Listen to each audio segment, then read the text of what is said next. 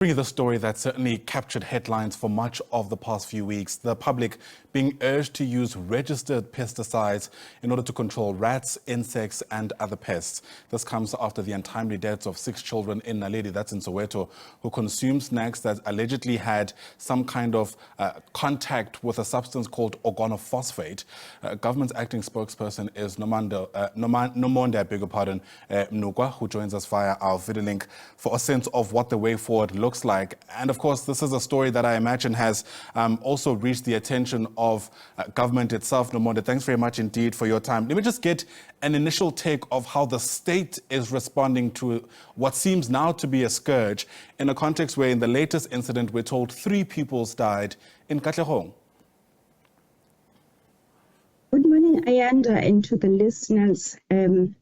Ayanda, government is putting together integrated interventions to deal with this matter. First of all, we have at a national level net joints, which is a structure, formalized structure that is led by various intelligence structures. But also we have various departments because we need an integrated approach, but also we need to get to the root cause of where is the source of all this problem, because without identifying the source, whatever that we'll be doing will be dealing with the symptoms. So we have various departments and state-owned entities.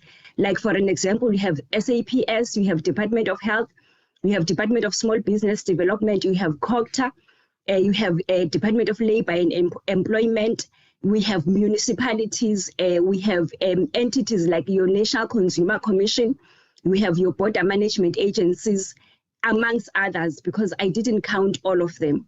So the integrated approach is about really Department of Health is taking swabs in areas whereby there is people who are affected. So those swabs are taken to the National Institute of Communicable Disease Institute, whereby they will be tested so that we can understand exactly where is the problem and where the matter is affecting, so that we are able to identify the actual source.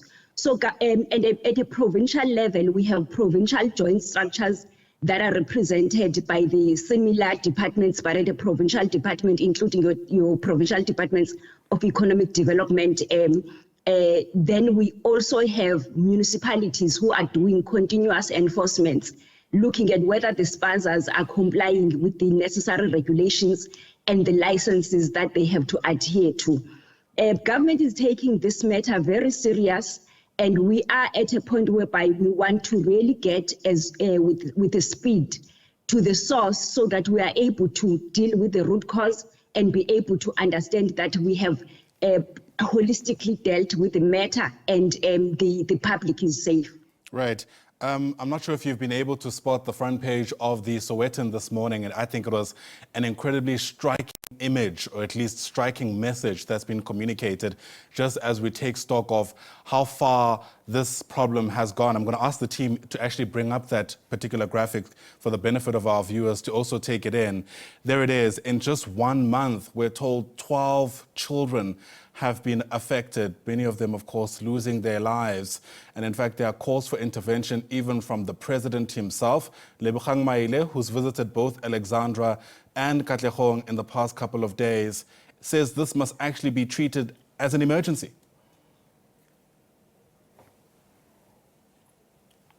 Definitely, Ayanda, we are treating this as an emergency and we are giving it all the attention necessary that it deserves, because one life is too important for us to lose. So that's the effort that we are putting in place to ensure that there are no more lives that are going to be lost. You say that as government, you're working to try to figure out the source of whatever is actually taking place. Are you suggesting, or let me ask the question this way, are you treating these incidents as being connected in some way? The results that we have so far are not from all the areas whereby we have taken some food swabs and so forth. So right now, until we have the results, which should be available as soon, we are related. because we don't have conclusive information that shows us that there's relationship.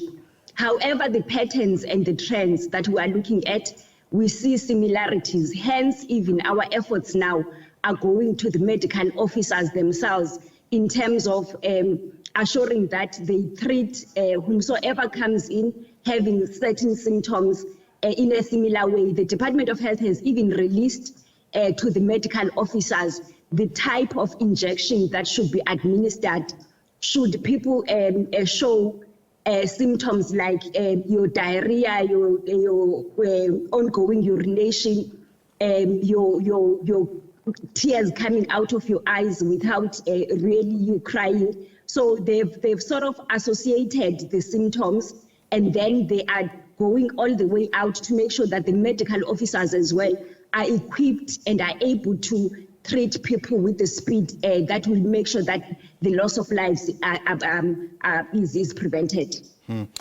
Of course, Nomonde, there are people among us who are suggesting that all of this could have been prevented if there was a whole lot more of a strict follow-through in making sure that spaza shops in our country are regulated. It's not a new problem. It's been raised before. And sadly, it's taken the loss of lives to get us to this point where there's this integrated approach to getting to the bottom of the issue. Is government willing to admit that perhaps we're dragged our feet in trying to get this right, and now there's a response because of this worst-case scenario that's unfolding before us? I would say that there was a little bit of effort that was put by government in terms of ensuring that all businesses in South Africa, be it informal or whatsoever, they go through a certain process in terms of regulation whereby they are given trading licenses. And that responsibility is what the municipalities are doing. I think where there have been deficiencies was from the municipalities now to ensure a follow-through, continuous follow-through, because businesses, they get to understand at some point that enforcement officers, they come probably once in 3 months and so forth. So basically the continuous enforcement and ad hoc visits, I think that's where we had deficiencies. And I wouldn't really generally say we have dragged our feet as government, but I would say that there have been deficiencies in terms of integrated approach in addressing the matter. I suppose the question becomes, when are you hoping to get around to finally solving this? It's been going on for so long, this idea of these spaza shops being unregulated. And because there are just so many across the vastness of our country, one wonders, at least according to government's own timelines, when you're hoping to finally have a good sense of where the spaza shops are and whether or not they're operating legally. We already have, I think you have also seen, we've already had municipalities going now to the ground and making the point that they're enforcing compliance. I think you also have noted that, for an example, your Buffalo City municipality, they were saying they've been doing enforcements twice a week, and now they're going to increase it to 3 times a week. You've seen Eguruleni as well, you've seen Johannesburg as well, and we have other municipalities as well coming in and doing intense enforcements.